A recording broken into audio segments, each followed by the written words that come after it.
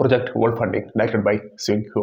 ഈ ഒരു സിനിമ എന്ന് പറഞ്ഞത് ഒരു കൊറിയൻ മൂവിയാണ്. 2022 റിലീസ് ചെയ്ത മൂവിയാണ്.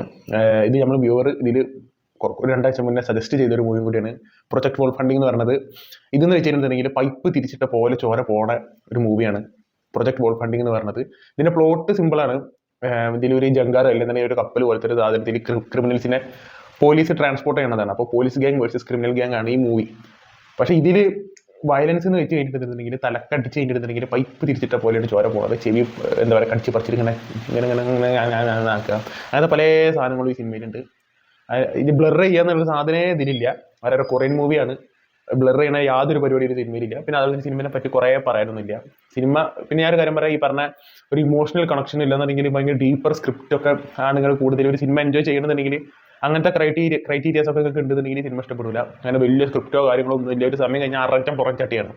അടിയെന്ന് വെച്ച് കഴിഞ്ഞിട്ടുണ്ടെങ്കിൽ വെട്ട് കുത്ത് എന്നുള്ളത് മാത്രമല്ല, ഇതിന് പല സാധനങ്ങളുണ്ട്. ഇതിൽ ഓരോ ക്യാരക്ടേഴ്സിനെ കൊല്ലണ കുറച്ച് സീനുണ്ട്.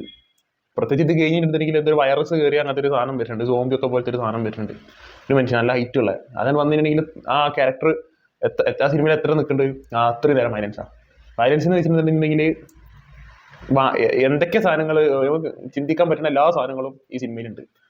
അപ്പോൾ വലിയ ഇമോഷണൽ എന്താ പറയുക കണക്ഷനോ ഇല്ലെന്നുണ്ടെങ്കിലും അങ്ങനത്തെ സംഭവങ്ങളൊന്നും അല്ലാതെ നമുക്ക് വയലൻസ് ഇങ്ങനെ കണ്ടുകൊണ്ടിരിക്കണം എന്നുണ്ടെന്നുണ്ടെങ്കിൽ, വയലൻസ് കാണുമ്പോൾ നിങ്ങൾ ത്രില്ലാവുന്ന ആൾക്കാരാണെന്നുണ്ടെന്നുണ്ടെങ്കിൽ ഒരു സിനിമ എന്തായാലും നിങ്ങൾക്ക് ഇഷ്ടപ്പെടും. അല്ലാതെ മറ്റേ കാറ്റഗറിയിൽ പെട്ട ആൾക്കാരാണെന്നുണ്ടെങ്കിൽ ഈ ഒരു സിനിമ നിങ്ങൾക്ക് ഇഷ്ടപ്പെടില്ല. എനിക്ക് പേഴ്സണലി സിനിമ നല്ല രീതിയിൽ എൻജോയ് ചെയ്യാൻ പറ്റി. എനിക്ക് വയലൻസ് എന്ന് വെച്ചിട്ടുണ്ടെങ്കിൽ അത് മതി, അതുകൊണ്ടാണ്. പക്ഷെ മറ്റേ കാറ്റഗറി പെട്ട് കഴിഞ്ഞാൽ ഈ സിനിമ ഇഷ്ടപ്പെടില്ല. ഇപ്പോൾ സിനിമയെ പറ്റി കുറേ പറയാനൊന്നുമില്ല. പെർഫോമൻസ് ഒക്കെ അറിയാലോ, ഇത് കൊറിയൻ ആക്ടേഴ്സാണ്, ഒക്കെ പണി അറിയുന്ന ആൾക്കാരാണ് പൊതുവേ. ഇപ്പോൾ നമ്മൾ ചില സീരീസോ ഇല്ലാന്നുണ്ടെന്നുണ്ടെങ്കിൽ ചില മൂവീസോ കാണുമ്പോൾ ഒരിക്കലും അതിൽ ഒരു നടനെ നടിയോ മോശമാക്കില്ല. കാരണം അതിൻ്റെ ഇവർ ചെയ്യുന്ന കാസ്റ്റിംഗ് അങ്ങനത്തെ കാസ്റ്റിംഗ് ആണ്. നിങ്ങൾ ആരെങ്കിലും ഇംഗ്ലീഷ് സിനിമയിൽ വരെ ഉണ്ട് ചിലവരെ പെർഫോമൻസ് ഇഷ്ടപ്പെടാതെ പോയിട്ടുണ്ട് നമുക്ക്. പക്ഷെ കൊറിയൻ മൂവീസ് ഇല്ലെങ്കിൽ ജാപ്പനീസ് മൂവീസ് കാണുമ്പോൾ അങ്ങനെയല്ല. കാരണം അതിലൊക്കെ നടക്കുന്ന കാസ്റ്റിംഗ് അന്യായ കാസ്റ്റിംഗ് ആണ്. ഈവൻ ഒരു ബിഗിനർ ആണെങ്കിൽ പോലും കിട്ടിലും പെർഫോമൻസ് ആവും. ഫസ്റ്റ് മൂവി ആണെങ്കിൽ കിട്ടിലും പെർഫോമൻസ് ആവും അവർ, നടനോ നടിയോ. അപ്പോൾ അതേപോലെ തന്നെ ഇതിന് വന്ന് പോയ ഇത് വലിയ കാസ്റ്റാണ്.